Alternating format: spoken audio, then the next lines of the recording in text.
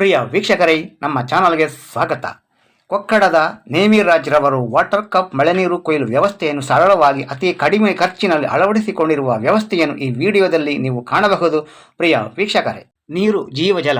ಈ ಭೂಮಿಯ ಸಕಲ ಜೀವಜಾಲಗಳಿಗೂ ಮನುಷ್ಯನನ್ನು ಒಳಗೊಂಡಂತೆ ಅನ್ನ, ಕೃಷಿ, ಆಹಾರ, ಬೆಳೆ ಎಲ್ಲದಕ್ಕೂ ನೀರು ಅಗತ್ಯ, ಅನಿವಾರ್ಯ. ನೀರಿಲ್ಲದೆ ಬದುಕಿಲ್ಲ, ನೀರೇ ಜೀವನ. ಈ ವರ್ಷ ಜಗತ್ತಿಗೆ ಬರಗಾಲ ಬಂದೊದಗಿದೆ. ನೀರಿನ ಕೊರತೆಯು ಬಹಳವಾಗಿ ಕಾಡುತ್ತಿದೆ. ಜೂನ್ ತಿಂಗಳಿನಲ್ಲಿಯೂ ಮಳೆಯ ಕೊರತೆಯು ಕಂಡಿದೆ. ಹಾಗೆ ನಾವು ಜುಲೈ ತಿಂಗಳಿನಲ್ಲಿ ಕೂಡ ಮಳೆಯ ಕೊರತೆಯನ್ನು ಎದುರಿಸುತ್ತಿದ್ದೇವೆ. ಮುಂದಿನ ದಿನಗಳಲ್ಲಿ ನಮ್ಮನ್ನು ನೀರಿನ ಸಮಸ್ಯೆ ಯಾವ ರೀತಿ ಕಾಡಲಿದೆಯೋ ಗೊತ್ತಿಲ್ಲ. ಆದ್ದರಿಂದ ದೇಶದ ನಾಯಕರು, ಮಂತ್ರಿಗಳು, ಪ್ರಧಾನಮಂತ್ರಿಗಳು ನೀರಿನ ಬಗ್ಗೆ, ಬರದ ಬಗ್ಗೆ ಕರೆಯನ್ನು ನೀಡಿದ್ದಾರೆ.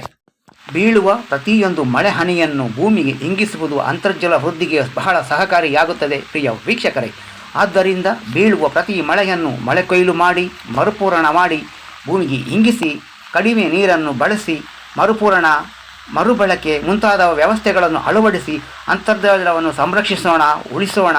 ಜಲ ಸಂರಕ್ಷಣೆಗೆ ಮಳೆ ಕೊಯ್ಲು, ಮರುಪೂರಣ ಒಂದು ಉತ್ತಮ ವ್ಯವಸ್ಥೆಯಾಗಿರುತ್ತದೆ. ಪ್ರಿಯ ವೀಕ್ಷಕರೇ, ಕೊಕ್ಕಡದ ನೇಮಿರಾಜ್ರವರು ತಮ್ಮ ಮನೆಯ ಛಾವಣಿಯ ಮಳೆ ನೀರನ್ನು ಕೊಯ್ಲು ಮಾಡಿ ತಮ್ಮ ಮನೆಯ ಬೋರ್ವೆಲ್ಗೆ ಇಂಗಿಸುವ, ಮರುಪೂರಣ ಮಾಡುವ ಒಂದು ಸುಂದರ ದೃಶ್ಯವನ್ನು ನೀವು ನೋಡುತ್ತಿದ್ದೀರಾ. ಪ್ರಿಯ ವೀಕ್ಷಕರೇ, ಇದು ನಾವೇ ತಯಾರಿಸಿರುವಂಥ ಫಿಲ್ಟರನ್ನು ಬಳಸಿಕೊಂಡು ಅತಿ ಕಡಿಮೆ ಖರ್ಚಿನಲ್ಲಿ ಮಳೆ ನೀರು ಕೊಯ್ಲು ವ್ಯವಸ್ಥೆಯನ್ನು ಮಾಡಿಕೊಂಡು ನೀರನ್ನು ತಮ್ಮ ಬೋರ್ವೆಲ್ಗೆ ಇಂಗಿಸಿ ಅಂತರ್ಜಲವನ್ನು ವೃದ್ಧಿಸುವ ಒಂದು ಮಾದರಿ ಕಾರ್ಯದಲ್ಲಿ ತೊಡಗಿದ್ದಾರೆ.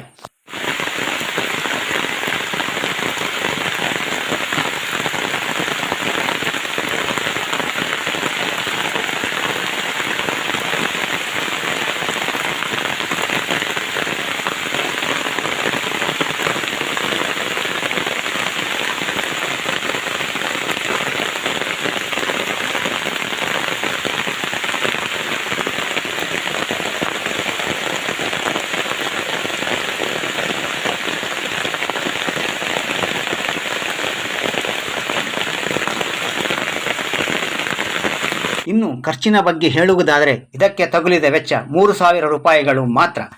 ಏಕೆಂದರೆ ಕೆಲಸಗಳನ್ನೆಲ್ಲ ಇವರು ಸ್ವಂತಹ ಮಾಡಿದ್ದಾರೆ. ಮತ್ತು ಸ್ವಲ್ಪ ಪೈಪುಗಳನ್ನು ಮಾತ್ರ, ದಪ್ಪದ ಪೈಪ್ಗಳನ್ನು ತಂದಿರುವುದರಿಂದ ಸ್ವಲ್ಪ ಖರ್ಚು ಜಾಸ್ತಿ ಆಗಿದೆ. ಅದನ್ನೇ ಸ್ವಲ್ಪ ಕಡಿಮೆ ದಪ್ಪದ ಪೈಪುಗಳಾಗಿದ್ದಲ್ಲಿ ಇನ್ನೂ ಕೂಡ ಖರ್ಚು ಕಡಿಮೆಯಾಗುವ ಸಾಧ್ಯತೆಗಳಿದ್ದು, ಮನೆಯ ಹತ್ತಿರವೇ ಬೋರ್ವೆಲ್ಗಳು ಇದ್ದಿರುವುದರಿಂದ ತುಂಬ ಕಡಿಮೆ ಖರ್ಚಿನಲ್ಲಿ ಸರಳವಾಗಿ, ಸುಲಭವಾಗಿ ನಮ್ಮ ಫಿಲ್ಟರ್ನ ಬಳಸಿಕೊಂಡು ಮಳೆ ನೀರು ಕೊಯ್ಲು ವ್ಯವಸ್ಥೆಯನ್ನು ಮಾಡಬಹುದಾಗಿರುತ್ತದೆ.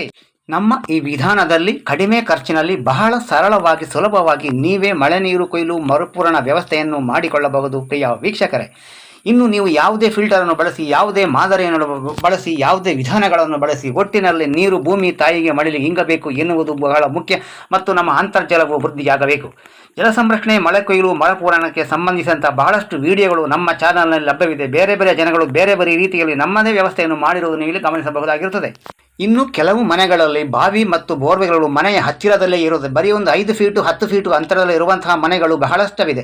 ಅಂತಹ ಮನೆಯ ಬೋರ್ವೆಲ್ಗಳಿಗೆ ಇನ್ನೂ ಮಳೆ ನೀರು ಕೊಯ್ಲು, ಮರುಪೂರಣ ವ್ಯವಸ್ಥೆ ಮಾಡೋದು ಇನ್ನೂ ಸುಲಭ ಮತ್ತು ಇನ್ನೂ ಕಡಿಮೆ ಖರ್ಚಿನಲ್ಲಿ ಮಾಡಬಹುದಾಗಿರುತ್ತದೆ. ಪ್ರಿಯ ವೀಕ್ಷಕರೇ, ಆದ್ದರಿಂದ ದಯವಿಟ್ಟು ಪ್ರತಿಯೊಬ್ಬರೂ ಕೂಡ ಮಳೆ ನೀರು ಕೊಯ್ಲು, ಜಲ ಸಂರಕ್ಷಣೆಯನ್ನು ಮಾಡಲು ಮರೆಯದಿರಿ. ಮುಂಬರುವ ದಿನಗಳಲ್ಲಿ ನೀರಿನ ಸಮಸ್ಯೆಯಂತೂ ಕಾಡುವುದು ಗ್ಯಾರಂಟಿ. ಯಾಕೆಂದರೆ ಮಳೆಯು ತುಂಬ ಕಡಿಮೆಯಾಗುತ್ತಿದೆ. ಯಾವ ಹಂತಕ್ಕೆ ಹೋಗಿ ತಲುಪುವುದು ಎಂಬುದು ಗೊತ್ತಿಲ್ಲ. ಹಾಗೆ ಈ ವಿಚಾರಗಳು ಹೆಚ್ಚು ಜನರಿಗೆ ತಲುಪಿಸಿ ಶೇರ್ ಮಾಡಿರಿ. ಯಾಕೆಂದರೆ ಎಲ್ಲರೂ ಮಳೆ ನೀರು ಕೊಯ್ಲು ಮಾಡಿ, ಜಲ ಸಂರಕ್ಷಣೆ ಮಾಡಿ, ಜಲ ಸಮೃದ್ಧಿಯನ್ನು ಪಡೆಯುವುದು ಬಹಳ ಮುಖ್ಯವಾಗಿರುತ್ತೆ. ಹಾಗೆ ನಮ್ಮ ಈ ಚಾನಲನ್ನು ಲೈಕ್ ಮಾಡಿ, ಶೇರ್ ಮಾಡಿ, ಸಬ್ಸ್ಕ್ರೈಬ್ ಮಾಡಲು ಮರೆಯದಿರಿ. ಎಲ್ಲರಿಗೂ ಶುಭವಾಗಲಿ. ಧನ್ಯವಾದಗಳು.